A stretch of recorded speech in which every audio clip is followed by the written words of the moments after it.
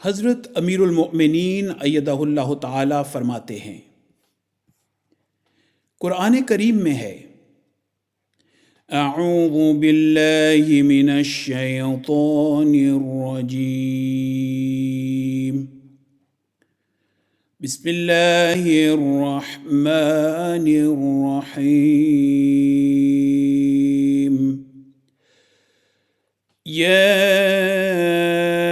أيها الذين آمنوا اجتنبوا كثيرا من الظن إن بعض الظن إثم ولا تجسسوا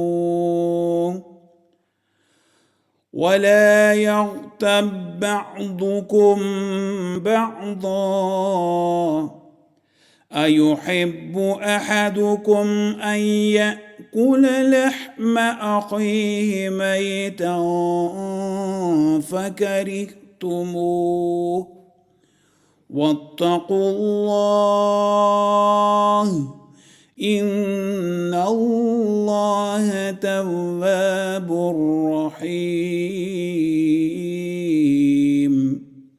سورہ الحجرات آیت نمبر 13۔ ہمارے معاشرے میں بعض برائیاں ایسی ہیں جو بظاہر بہت چھوٹی نظر آتی ہیں، لیکن ان کے اثرات پورے معاشرے پر ہو رہے ہوتے ہیں اور ایک فساد برپا ہوا ہوتا ہے۔ انہی برائیوں میں سے بعض کا یہاں اس آیت میں ذکر ہے۔ ترجمہ ہے کہ اے لوگو جو ایمان لائے ہو، زن سے بکثرت اجتناب کیا کرو، یقیناً بعض زن گناہ ہوتے ہیں، اور تجسس نہ کیا کرو، اور تم میں سے کوئی کسی دوسرے کی غیبت نہ کرے۔ کیا تم میں سے کوئی یہ پسند کرتا ہے کہ اپنے مردہ بھائی کا گوشت کھائے؟ پس تم اس سے سخت کراہت کرتے ہو، اور اللہ کا تقوی اختیار کرو، یقیناً اللہ بہت توبہ قبول کرنے والا اور بار بار رحم کرنے والا ہے۔ اس میں 3 باتوں کا ذکر ہے، لیکن اصل میں تو پہلی 2 باتوں کی ہی مناہی کی گئی ہے۔ تیسری برائی یعنی غیبت میں ہی دونوں آ جاتی ہیں، کیونکہ ظن ہوتا ہے تو تجسس ہوتا ہے، اس کے بعد غیبت ہوتی ہے۔ تو اس آیت میں یہ فرمایا کہ غیبت جو ہے یہ مردہ بھائی کا گوشت کھانے کے برابر ہے۔ اب دیکھیں، ظالم سے ظالم شخص بھی، سخت دل سے سخت دل شخص بھی کبھی یہ گوارا نہیں کرتا کہ اپنے مردہ بھائی کا گوشت کھائے۔ اس تصور سے ہی ابکائی آنے لگتی ہے، طبیعت متلانے لگتی ہے۔ ایک حدیث ہے، قیس روایت کرتے ہیں کہ عمر بن العاص رضی اللہ تعالی عنہ اپنے چند رفقا کے ساتھ چلے جا رہے تھے۔ آپ کا ایک مردہ خچر کے پاس سے گزر ہوا جس کا پیٹ پھول چکا تھا۔ مرے ہونے کی وجہ سے پیٹ پھول جاتا ہے، کافی دیر سے پڑا تھا۔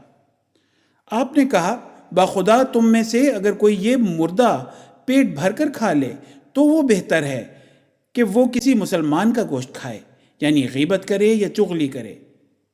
تو بعض نازک طبع ہوتی ہیں، اس طرح مرے ہوئے جانور کو جس کا پیٹ پھول چکا ہو، اس میں سے سخت بدبو آ رہی ہو، تعفن پیدا ہو رہا ہو، اس کو بعض طبیعتیں دیکھ بھی نہیں سکتی، کجا یہ کہ اس کا گوشت کھایا جائے۔ لیکن ایسی ہی بظاہر حساس طبیعتیں جو مردہ جانور کو تو نہیں دیکھ سکتی، اس کی بدبو بھی برداشت نہیں کر سکتی، قریب سے گزر بھی نہیں سکتی، لیکن مجلسوں میں بیٹھ کر غیبت اور چغلیاں اس طرح کر رہے ہوتے ہیں جیسے کوئی بات ہی نہیں۔ تو یہ بڑے خوف کا مقام ہے، ہر ایک کو اپنا محاسبہ کرتے رہنا چاہیے۔